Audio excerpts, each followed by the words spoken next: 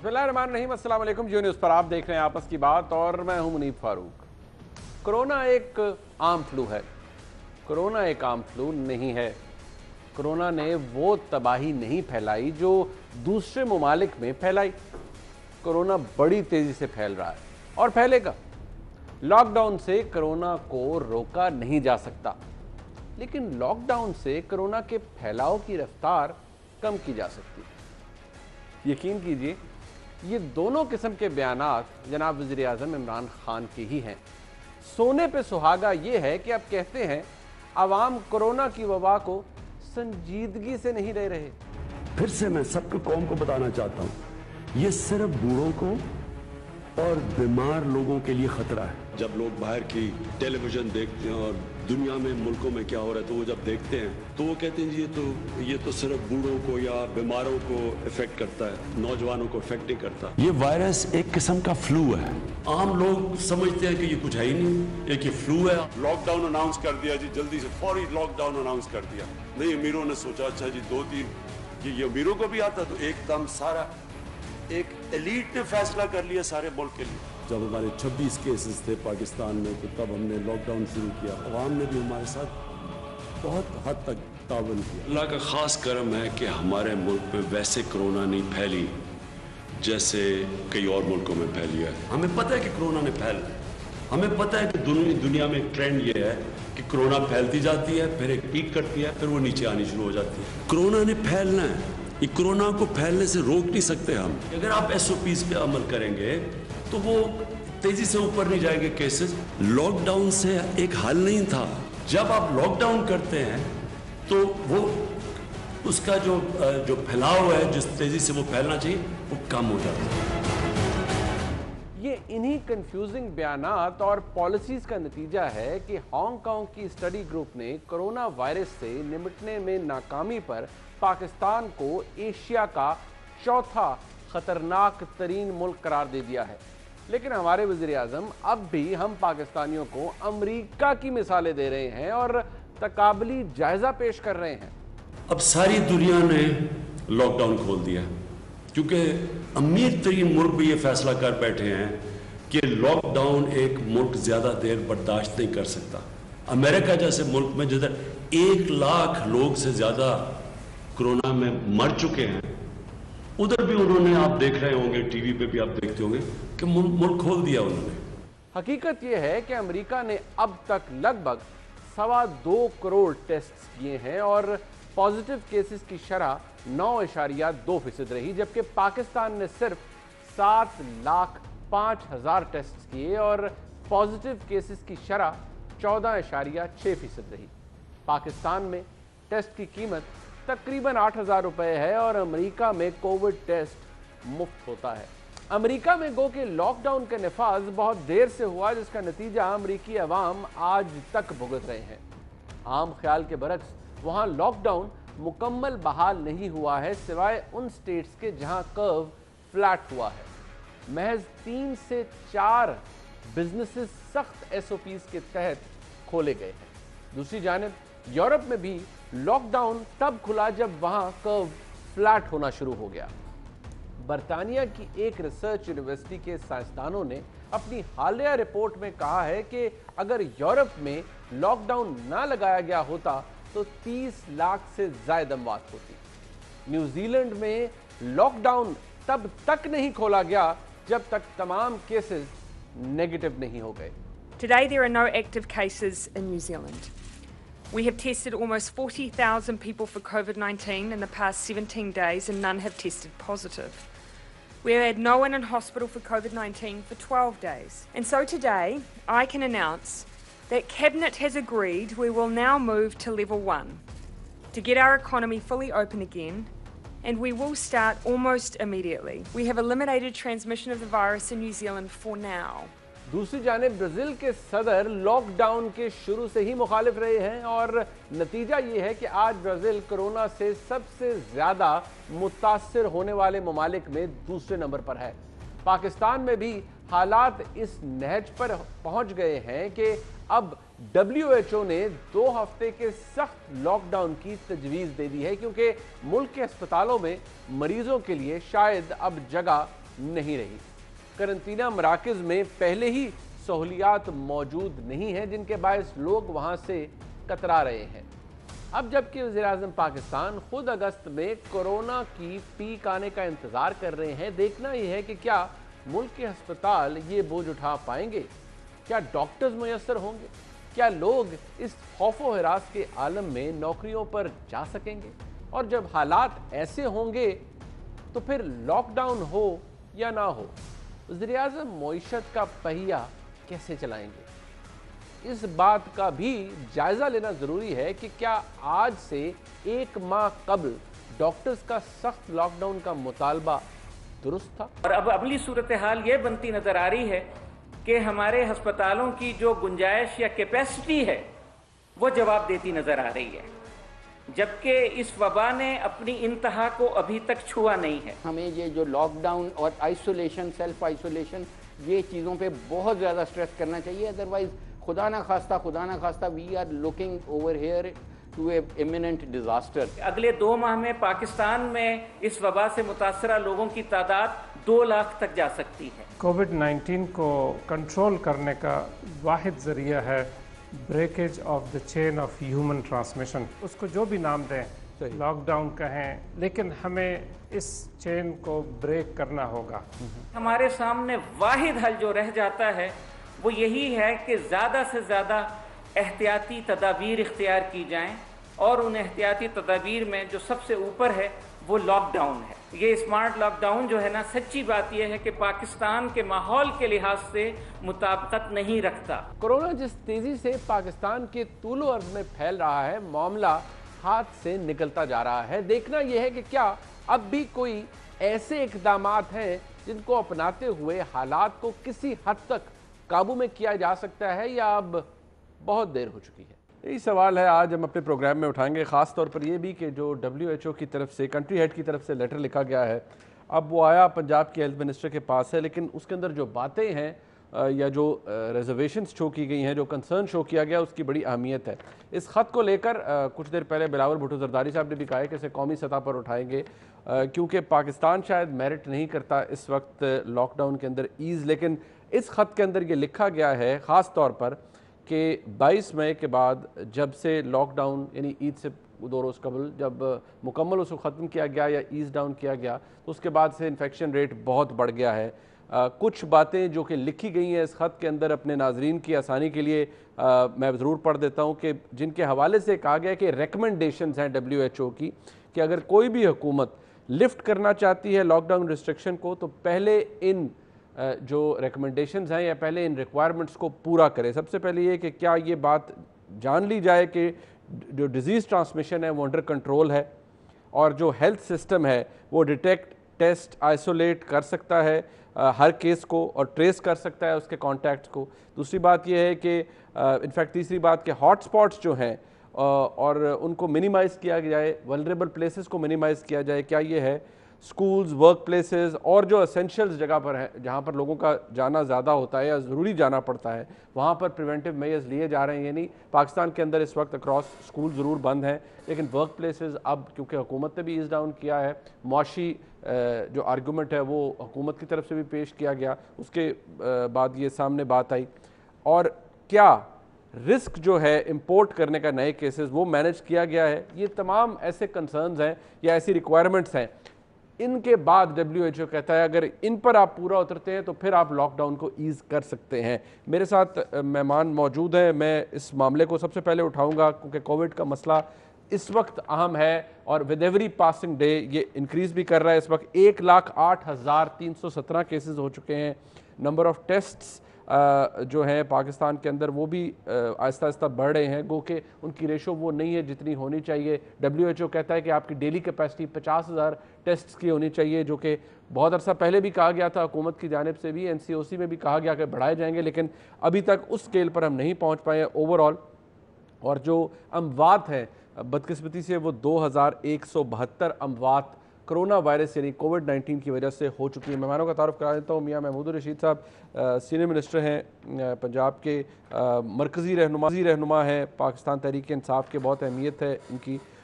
In fact बानी रहनुमाओं में से अगर मैं कहूँ तो गलत नहीं होगा, पुराने पीटीआई के लोगों में से इनका शुमार होता है। मियाँ साहब आपका बहुत शुक्रिया। जनाब अता तारड़ साहब मेरे साथ मौजूद हैं और डिप्टी सेक्रेटरी जनरल हैं पाकिस्तान मुस्लिम लीग नून के। बहुत शुक्रिया तारड़ साहब आपका। पलवशा खान साहबा मरकजी डिप्टी सेक्रेटरी इत्तलात हैं पाकिस्तान पीपल्स पार्टी की। सबसे पहले मियाँ साहब ज़रा आपकी बात थी, आपसे शुरू कर लेते हैं। अभी कुछ देर में वीडियो लिंक भी आपका आ जाएगा। ये WHO के ख़त के बाद इस बात का इदराक या एहसास हो रहा है हुकूमत को कि ठीक है बेशक मुआशी आर्गूमेंट ही सही, लेकिन ऐसा होना नहीं चाहिए था, लॉकडाउन ख़त्म होना नहीं चाहिए था, और अब जो हो रहा है वो शायद कंट्रोल से बाहर है, या हम बहुत देर हो गई है अब दोबारा लॉकडाउन करने के लिए? देखिए मतलब इसमें अगर आज से कोई महीना पहले की सूरत हाल देखें तो हालात काफी ज्यादा कॉम्प्लिकेटेड थे, और मुसलसल 1.5-2 माह के लॉकडाउन के बाद हमारे यहाँ जो आम तबका था, दिहाड़ीदार तबका था, जो डेली की बुनियाद पर अपना रोजगार वो जाते थे वहां से, और वो जो कमा के लाते थे उसी से अपने बच्चों का पेट पालते थे। वो एक सर्टेन टाइम तक तो ये हुआ, लेकिन उसके बाद लोगों के अंदर शदीद किस्म का इख्तियार और बेचैनी ठीक है वो शुरू हो गई। और खास तौर पर जो अर्बन हब्स हैं, बड़े शहरों के अंदर, ये लोगों के अंदर बहुत ज्यादा ये डिमांड जोर पकड़ रही थी कि हम अपने बच्चों को भूखा नहीं मार सकते, हम अपने दूध पीते बच्चों को बिलखता हुआ नहीं छोड़ सकते।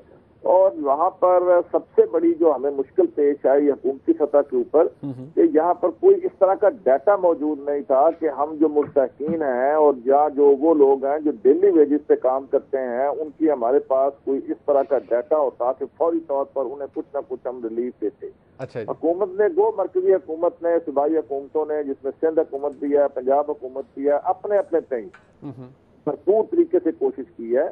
और मरकज ने एहसास प्रोग्राम के जरिए पाकिस्तान की तारीख में पहले दफा ये ट्रांसपेरेंट अंदाज के साथ 12-12 हज़ार रुपया उन मुस्तहिक लोगों तक पहुंचाया जिनकी तादाद लाखों के अंदर है, वो लाखों खानदान है। लेकिन मैं समझता हूँ जी कि उस वक्त के हालात से जो भी पॉलिसी थी वो बिल्कुल दुरुस्त थी।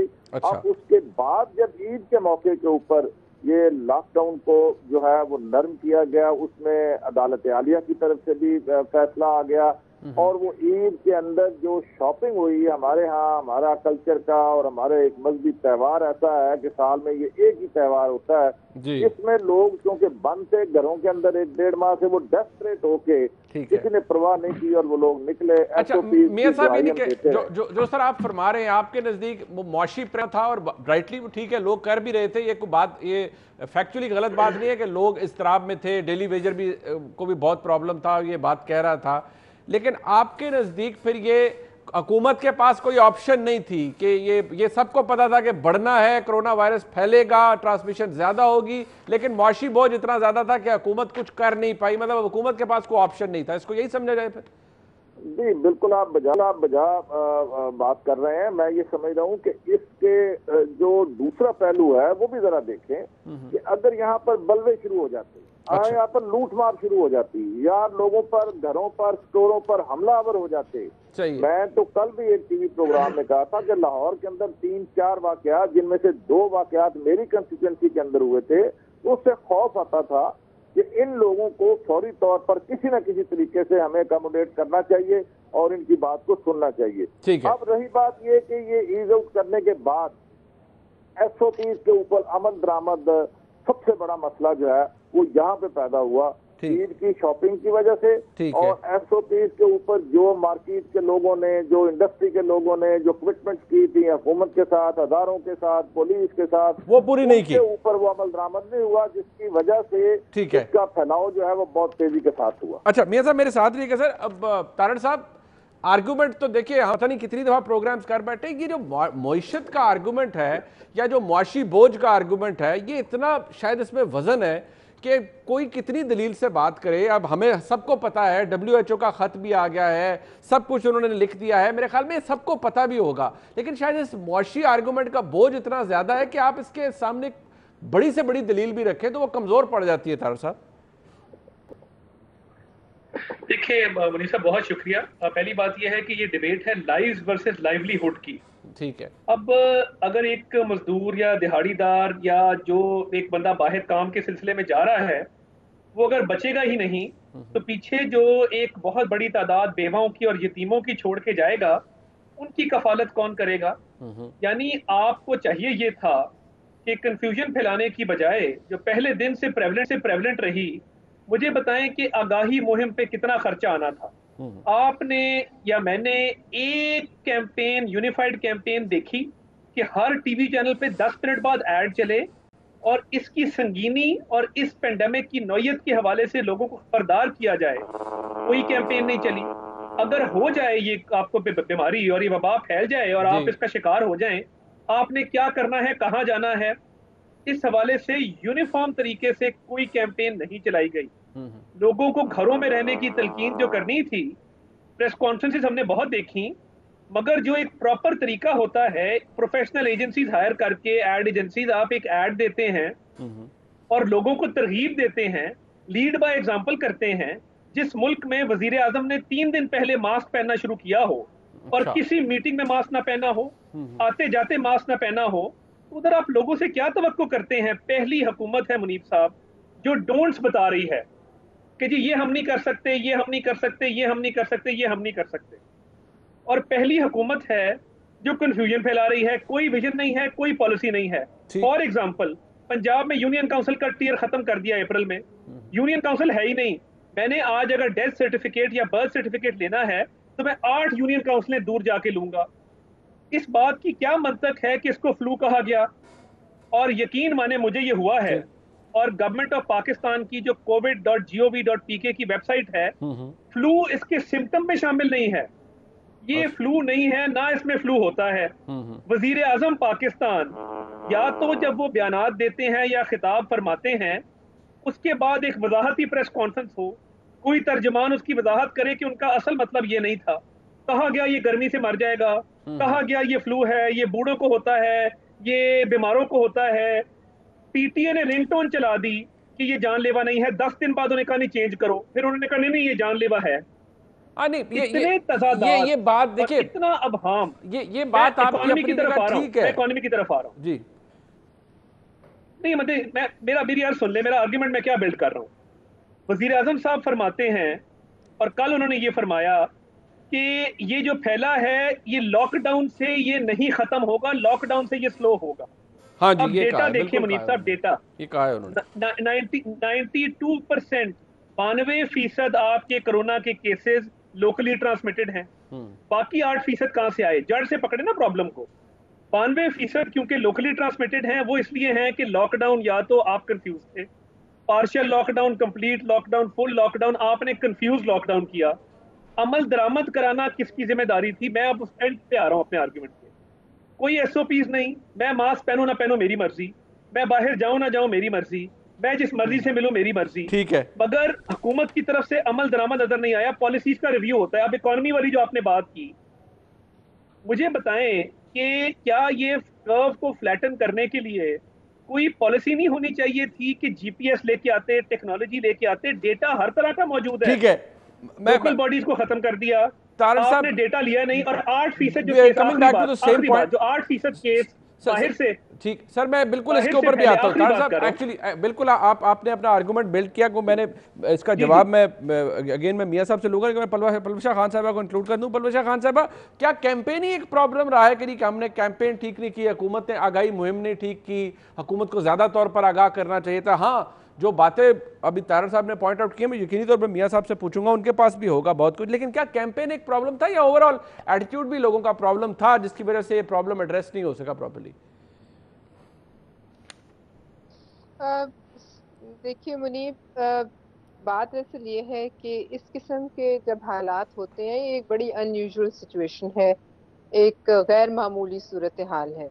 और जब ऐसे मामलात किसी मुल्क पर आते हैं तो सारी दुनिया पे आया, जब किसी मुल्क पर ऐसे मामलात आते हैं तो फिर लीडरशिप को आगे बढ़ के एक फैसला करना होता है। मैं समझती हूँ कि हुकूमत जो है, वफाकी हुकूमत, वजीर आजम साहब को खौफजदा नजर कि हम इसके, क्योंकि इकोनॉमी जो है, मईशत, इससे पहले भी कोई सोना तो उगल नहीं रही थी। 12 लाख लोग जो थे वो पहले हल्ले में बेरोजगार हुए, जीडीपी गिर रही थी, और एक प्रोजेक्शन थी कि 40 लाख लोग जो हैं वो साल के आखिर तक जो है वो बेरोजगार होंगे।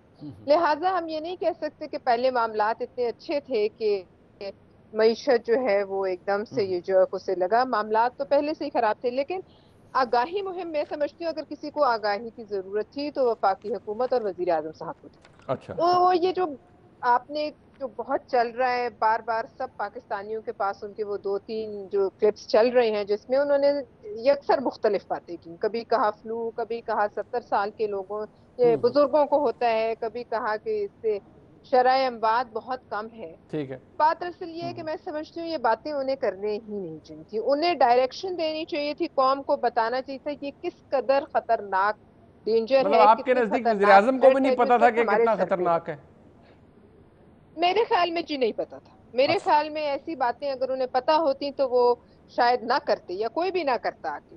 उन्होंने इस थ्रेट को, आज जो ये इल्जाम लग रहा है, देखिए सबसे पहले वहाँ ताफ्तान से एक मामला हुआ, फिर वो तबलीगी इज्तिमा को ना रोक सके, फिर इसी तरह एक फिर खुद नैरेटिव जो उन्होंने आकर हमें दिया वो यही था कि ये कोई ऐसी चीज नहीं है।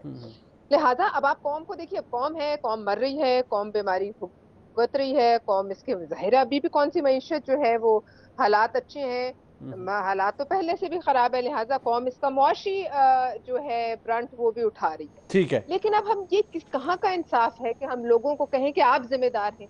देखिए लोगों ने ये बीमारी भी भुगतनी है, लोगों ने इसको बर्दाश्त भी करना है। पर देखना उन्होंने हुकूमत की तरफ है ना, देखना उन्होंने हुकूमत की तरफ है कि जी पैसे नहीं है और ये भी कह दिया इसने फैलना है, तो हम फैलने से नहीं रोक सकते। मैं समझती हूँ ये गलत नैरेटिव है। लीडरशिप का नैरेटिव है कि हम इसको रोकेंगे, हमारे लिए एक एक शख्स की जान जो है वो अजीज है। फिर आपने देखा कि इनके, अब मुझे ये पता नहीं कि इनके कहने पर है या इनकी जो एक काबीना वफाक में है उसके चंद लोग और इनकी सूबाई काबीना के भी, वो आकर सिंध पे उन्होंने अटैक शुरू किया। ऐसे मौके पर अगर हम चंद दिन के लिए अपने मामलात जो सियासी हैं उन्हें पसे पुश्त रख दें और लोगों की जान बचाने पे फोकस करें और ये कहें कि ये जो आफत है इसमें हम सब साथ हैं, ठीक है, तो ये कोई तफरीक तो करेगी नहीं कि इसने पीटीआई को लगना है कि इसने पीपल्स पार्टी अच्छा परवेश बीबी, मैं जरा यहाँ मुझे एक ब्रेक लेनी पड़ रही है। ये आपका आर्गुमेंट स्ट्रांग है, आपका आर्गुमेंट स्ट्रांग है। मैं जरा मियां साहब से let me get back to मियां साहब। मुझे एक ब्रेक लेनी है, यहाँ एक लाजमी हिस्सा है प्रोग्राम का। वापस आते हैं, मियां साहब से पूछते हैं और बाकी मेहमानों से भी साथ रहिएगा।